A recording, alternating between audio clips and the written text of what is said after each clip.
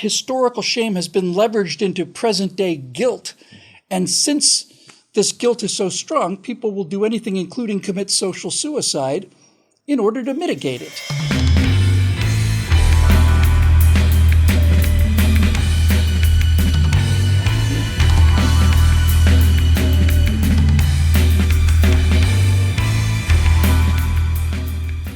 Hi, everybody. Welcome to the Virtue Signal. I'm Bill Whittle here with Alfonso, Rachel, and Zoe. Today, I thought we might cover something that I kind of touched on in this week's Moving Back to America show called Tortured by the Gazpacho. And that is the levers that are used against good people to engineer their behavior towards what leftists want. And I'm struck by, well, first of all, the whole white guilt, the whole slavery thing and so on. And then on a larger issue, I want to talk about almost like race guilt because of the Nazis. But what I really wanted to cover was the difference between guilt and shame. And I don't know if we've covered this before. We may have done a guilt and shame episode before, for all I know, honestly. But if we have, I want to do another one. If you ask me about I'll just come out and say it. If you ask me about some of the atrocities in American history, I find them compared to other, not even compared to other countries, compared to human behavior, I find them relatively few and far between. But if you ask me about slavery, I feel shame about slavery, but I don't feel guilt about slavery. I don't feel guilty about slavery because I never had slaves. And so the difference between these two things is where this leftist lever is. They've seems to me that they've managed to be able to convert shame into guilt, and this whole white guilt and Western guilt is what's causing the destruction of everything that we hold dear. Do you think there's a point that I just made, or is it just more outgassing as usual in order to?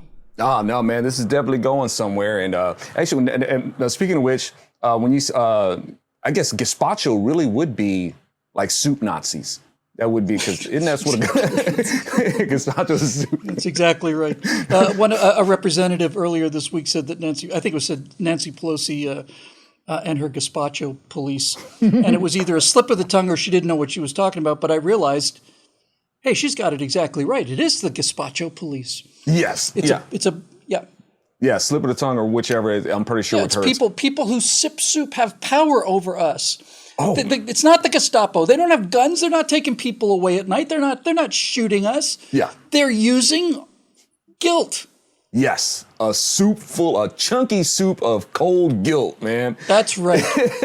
But okay, so no, you have no reason to feel guilty or anything like that concerning slavery or anything that you didn't do. Or exactly. It's but the thing, and if we're going to hold, I guess, America or white people like guilty or about slavery or no, see, the thing you're supposed to be guilty about is the legacy of slavery. You're benefiting from the legacy of slavery. So you should be ashamed of that, I guess. But at the same time, I mean, the continent of Africa, slavery is still going on. And if they're really if the legacy of slavery is such a benefit, then I guess the African nations and tribes there should be like the most prosperous people on the planet from the legacy of slavery that they're supposed to, be benefiting from. Should those people be ashamed, as well as very wealthy, for the slavery that they've imposed on other people? You might want to take that up with them. But all that to say, Bill, no, you're not. It doesn't make you a bad person. I don't know about you benefiting from a legacy of slavery. I mean, I reckon I myself should benefit from it too, because, my ancestors were enslaving people also. I mean, that's really it. And when people say, do you feel guilty about slavery? And I say, no, not in the slightest. They think you're a monster. It's like, you didn't ask me if I'm not ashamed of it. Of course, I'm ashamed of slavery. I'm an American. It was part of American history, and it was evil. But my shame is also tempered by the fact that not only did we have slavery in this country, but we also fought an enormous civil war and killed 500,000 Americans in order to banish slavery. And that goes a long way to at least balancing the shame. You might say that, if there's a stain on your honor, you've removed the stain on the honor, or at least mitigated it somehow. So shame is this. And I think when we, all across the board, when we look at the whole thing with critical race theory, or we look at why there are thousands of people streaming across our southern border unimpeded, or why if you walk down the streets of London, most of the people you see are wearing either burqas or hijabs or whatever the case may be. They're doing it because the Europeans especially feel guilty. And what I think they feel guilty about is what the Nazis did. I first heard Andrew Clavin talk about this, but I'm sure it goes back further than that. But the atrocity, see, we don't know anything about what the communists did because there were no pictures.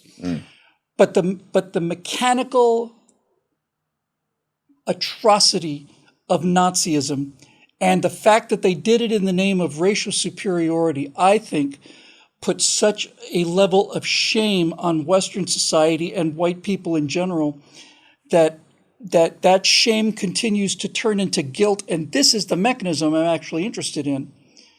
And that historical shame has been leveraged into present day guilt. And since this guilt is so strong, people will do anything, including commit social suicide, in order to mitigate it. And that's really what it comes down to. It's like what the Nazis did was so horrific that it's a species shame, really, but it's a racial shame. And a lot of people, especially Europeans, feel that. And when people ask me, are you ashamed of the Nazis? My response would be, well, I suppose I'm ashamed of them as a human being, but my dad signed up to go kill those bastards, And we did. We did. So no, I'm not guilty about what the Nazis did, because I wasn't a Nazi, and my entire essence opposes everything that they stand for. Probably because my father was willing to give his life. He didn't, but he was willing to give his life to go fight those people. But this ability to turn historical shame into present-day guilt is the mechanism that they're using to force good people to simply buckle under and do good things. The first thing I ever said in a public speaking event that I ever did, that I can remember, was saying that charges of racism only work against people who aren't racist. If you're a racist, you're proud of it. And calling somebody a racist gets them to shut up because they're not racist and they don't want to be seen that way. So it's that mechanism of turning historical shame into present-day guilt that is the lever that the left uses to cause all this damage. As if they don't have a history, as you point out every time, of the Democrats and the communists being the real source, the source within the source, right? The Democrats were the slave owners, and the communists were worse than the Nazis. Indeed, man. And, we have to make a correction here, because according to Whoopi Goldberg, it wasn't about race with the Nazis. So we're going to have to. Nope, wasn't about race. They're just a pair of white people, just common white people. That's why the Germans measured everybody's skulls with calipers and would look at the size or the curve of your nose or your color of your eyes. That's why the Nazis were obsessed with whether your earlobes were attached in a Middle Eastern Semitic fashion or in a Northern European fashion where the earlobes are. That was one of the. Well, we just did a show on stupidity versus malice, and I'm actually going to go with malice on that one. Indeed, man. I mean, especially, I guess for her, it wasn't race, kind of like how it wasn't rape with Roman Polanski. And so I think what it was an attempt to make sure that nothing surpasses black and white guilt, right? Yes. She's trying to reduce this mass murder into something smaller than Jesse Smollett, right? That's what she's trying to do. Now, and that's malicious in itself. It's like you're going to try, to compare atrocities towards people, and you're just going to, I hate the word, Afrocentrism. I think it's a misnomer, but that's another thing. But because of her Afrocentrism, she's just going to dismiss what happened to these people and try to make a different motive of what the Nazis were doing. That's some malicious denial. Yes, you bet. And just like you said, man, even with Democrats, they're the ones who imposed who demanded to keep this evil going in America. And they're not done. They're not done. No. Slavery, socialism, communism. It's all about benefiting and taking the fruits of somebody else's labor. It's collectivism, and that's what the Democratic Party represents. It's what the left is. The left is about collectivism. It's collectivism versus individualism. That's the whole fight, and it always has been. It doesn't matter what the label is. That's what the distinction is between human beings. Yes. And they have been collectivists their whole time, and collectivists believe that the benefits to the many are greater than the harm to the few. And so if a few million people are enslaved so that we can have our tobacco plantations and call each other Colonel this and Colonel that while we're sitting out on our verandas, chewing peanuts, then that's just too bad. Yes. The individuals cannot function that way because they look at the suffering of another individual and they're able to connect to them on a one-on-one basis. Yes. And it's all covetousness. It's a poisoned idea of entitlement. So, and when you feel entitled to something, yeah, you will, here we come back to that word justification again, but they're going to say, we deserve this and you deserve what we do in order to achieve this. We're going to promote fairness by being unfair to people. But, that's just how they roll. They want this to be a democracy. They can't stand that it's a republic, not in the way that we have a republic. Right. And let me just to button this point down. A democracy is where the collective rules. People with the most vote get what they want. Yes. A republic is something that protects the individual. It doesn't matter how many votes you have to repeal the First Amendment. You can't repeal the First Amendment because it's not created by the government, right? The Constitution doesn't give you the right to free speech. It says that the government doesn't have the right to interfere with your God-given right of free speech. Republics protect individuals. Democracies are mob rule. Indeed. The two wolves and a sheep deciding who's going to be dinner or voting. That's exactly right. That's what we have. I mean, when we talk about democracy, demos, talk about basically the population, what's popular, right? So one thing that's very, very popular is selfishness and self-righteousness. This is something that people just can be able to relate to. This is what we feel is right. And this is what's for the good of mankind or whichever, which usually turns out to be what's good for them. Well, that's right. That's what Democrats want. And they want people, and like I said, Bill, they hate what kind of republic this is. Because this republic is founded on acknowledging God-given rights. That's a unique thing in the world, right? That's right. You can't mess with that. Well, Democrats hate that. We want to be able to vote away what God instituted. That's how narcissistic and full of themselves these people are, right? Now, you can't help but be malicious. And no matter how you try to justify it to yourself,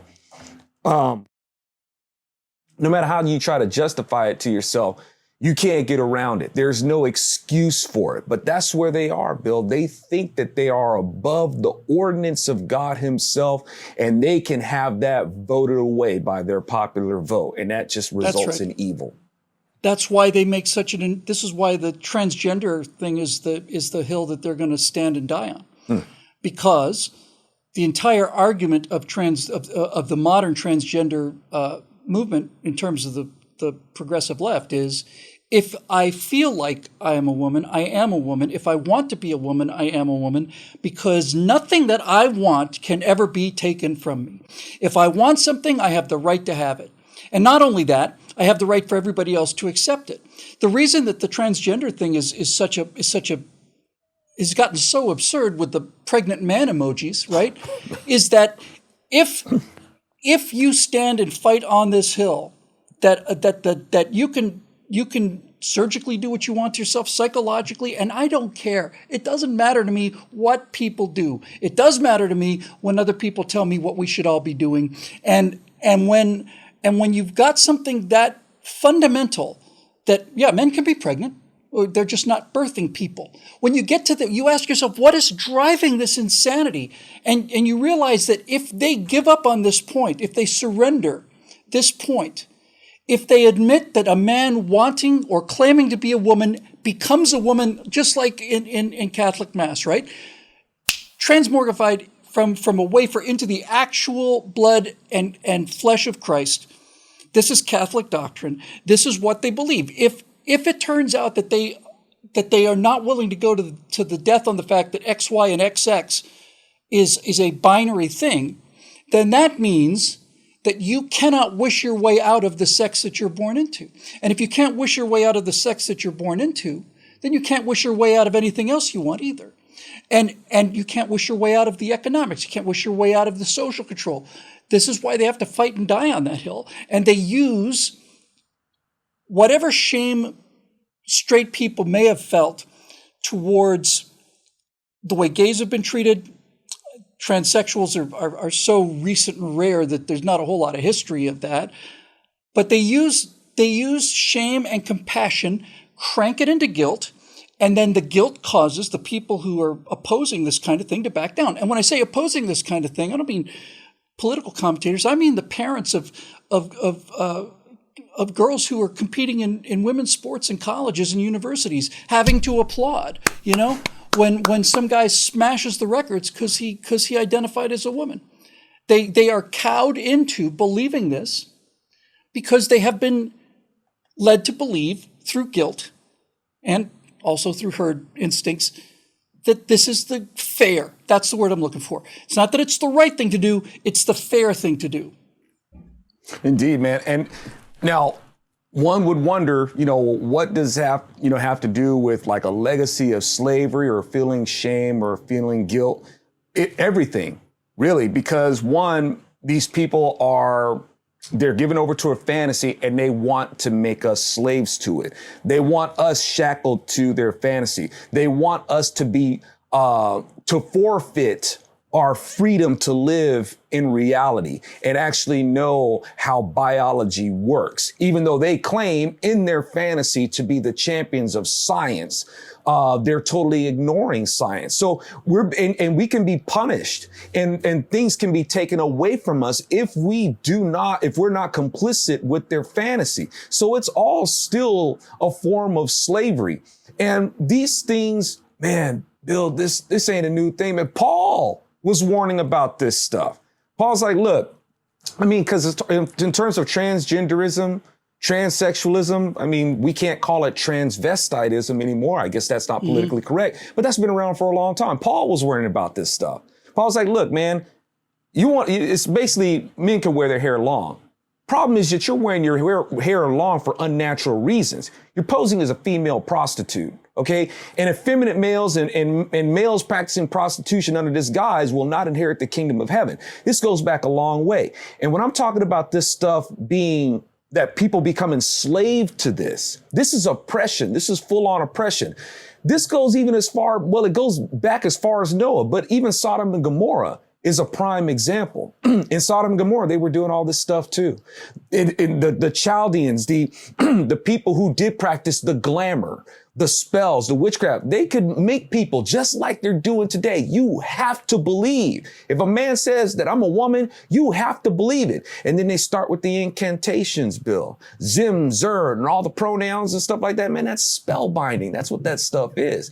This stuff goes all the way back, as far back as Sodom and Gomorrah. In Sodom and Gomorrah, they became so oppressive with these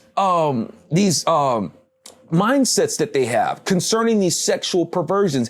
Even the nations surrounding Sodom and Gomorrah, who were heathens themselves, were calling out to God, saying, these people, God, you got to do something about this. That's how bad. When people wonder how bad can this get? It can get pretty bad. These people can really start to lord over us in a very boot to the neck sort of way. Don't underestimate them just because you may think that they're all la-la. I spent my formative years growing up in the 70s, and in the 70s, we had, I can remember the first actual transsexual. Prior to that, it was transvestitism. It was mostly the cases of men who like to put on makeup and wigs and wear dresses, and, it's not harming anybody as far as I'm concerned. Perhaps themselves, but it's certainly not harming me unless I decide to let it. But in the 70s, the first case I can think of was the case of Renee Richards, who became the first person to have, I think that was the first person to have surgery and hormonal treatments. But Renee Richards was the name. And I remember the controversy about it, and I remember all of this. And again, I'm fascinated about the mechanism of turning shame into guilt and making you do what I tell you to. I'm going to find something you're ashamed of. I'm going to make you feel guilty about that, which is much more powerful, I think, because it's much more personal and immediate. And then I'm going to use your guilt to make you do what I want you to do. So when you hear the case of a transsexual person, and I'm not only, and I'm willing to concede that this is true. In fact, I'm sure it's true. There are a number of people who are born with a sense that they're in the wrong body, that they don't feel like the sex that they're born into. And you can imagine how that would be a pretty terrible way to go through life. And that generates sympathy. That's certainly what it generates in me. It doesn't generate rage or hatred, it generates sympathy. If somebody felt trapped like that, I would and continue to feel sympathy for those people. And personally, because I'm an individualist, I don't care. I don't care what they do. It doesn't affect me at all. I believe in being able to live my own life, and that means they should be able to live their own lives too. But that's not where we are.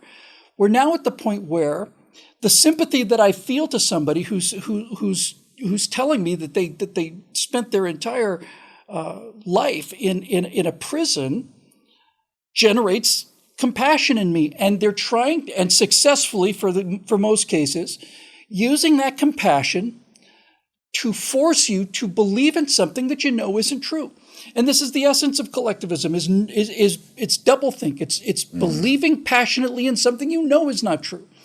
And most individuals, I'm not saying we couldn't do it. We won't. We refuse to believe opposing things as being true at the same time. And it's a logical truism as well as a moral foundation that two true things cannot contradict each other. So that's the mechanism. Find somebody's compassion or their shame, turn it into guilt, and then leverage that guilt and weaponize it, that's a better word, to force people to comply with what your agenda is. And so, for me, as I've stated many times, I have no resentment or hostility towards transgendered people as individuals. I have enormous animosity and enormous anger towards the movement that says that just because you want to have a sex change operation and take hormones, again, none of my business, I don't care. If my Uncle Bob wants to come into a Thanksgiving dinner as Aunt Barbara, I don't care. But when you are demanding that I acknowledge that this is now an actual woman and that the biological differences between the two don't exist, that's where I just draw the line. I say, no, if I go there with you, then nothing is true anymore. And I have to have things that are true in order to maintain not only my philosophy, but my sanity. Thank you. That's really what it comes down to, man. It's not about, like you said, animosity or wanting bad things to happen. It's nothing like that. It's an intrusion on what we know is real and forcing us to have to abide by what they want. They're not entitled to that. And one of the leverages that they use against us is the idea of judgment. You're being judgmental. Right. And that's, to be judgmental, I guess, is as bad as being ultimate a racist. Evil. Right? It's or a murderer. Right. Even though that's exactly what these people are. I mean, if you're racism is essentially judgmentalism, right? Sure. Absolutely. It's that too. They're ugly sisters. Sure. But the ability to tell if one wine is a better wine than another wine, that's also judgmental. So it's not all judgmental is bad. It's not all discernment is bad. And it's not all discrimination. Discrimination is the ability to tell the difference between two things. So it all depends on how you're applying it. But I guess, the wine isn't going to feel a sense of, judgment against it like I guess a person would. But yeah, there is that discernment, that discrimination of certain things. And behavior in itself is not above judgment or discrimination or anything like that. These people are under the assumption that this is an immutable trait that they have. It's like, no, it's not. You actually still have the choice. They talk about resist and all that sort of stuff. Well, resist this insanity that you're living in. Resist your sin. Everybody else got to resist their sin. Who are you special where you can't resist yours? You're living under a deception and you want other people to live under that deception too. But when we're talking about judgment, these people are assuming that they're being judged. And they'll even say, well, doesn't your Bible to say you're not supposed to judge? That's how evil judgment is. Because even your Bible says that you're not supposed to judge. Well, the Bible also says to rebuke the sinner. And you got to take judgment in full context. It's not about not judging. It's about not judging hypocritically, right? It's about not pulling the speck out of somebody else's eye while ignoring the plank in your own. So that's what the judgment comes down to. But because it's been, the concept of judgment has been perverted and turned into something else to fit their narrative, these are the things that we're up against. And they themselves have turned themselves into the judge. Heck, they pass judgment on their own gender. I don't see myself as a man. I'm going to kill my man self off and assume to be reborn as something else. They can't even coexist with themselves. It's like they have no tolerance, no acceptance of themselves. And they'll go through, rather than actually just going through what it takes to remind them that they are a man, they're going to give up their blood and flesh and take a whole bunch of unnatural stuff to try to convince themselves that there's that's just not practical. That's a big waste of time. It's a selfish, unredeeming pursuit. Like I said, if you're a man, I can understand maybe you're going to need some counseling and stuff like that. You know, you might want to take that up with the Lord, the one who created you. But if you want to do all the psychology thing, you go ahead. But I'll bet you that would most likely be easier than going through all this to turn yourself into something else. I guess we'll wrap up this episode by a quick little anecdote about how our standards of shame and guilt have evolved or devolved. And this story comes to us from somebody who I miss very much, who actually had a tremendous morally clear perspective on life, and that's Norm Macdonald. Norm Macdonald was talking about Bill Cosby going to jail. And he said that everywhere he turned, he heard people say the worst thing about it was the hypocrisy of it. You know, the hypocrisy. Here he is playing America's dad and so on. And behind the scenes, you know, he's doing all this. It's just the hypocrisy of it. It's just the horrible, horrible hypocrisy is the worst thing about this. And Norm Macdonald said, to me, the worst thing about it was the rape.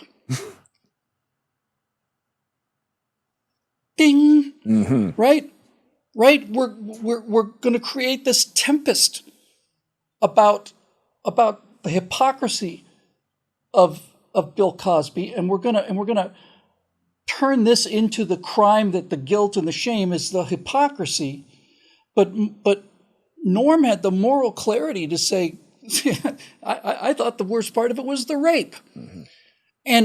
And this is kind of the froth that's on the kind of the foam that's on top of the cappuccino of modern American society. You know, we're gonna get ourselves completely lathered up about something really quite minor, and in the process, and I don't think this is accidental, that means we're not going to look at what the actual moral outrage is.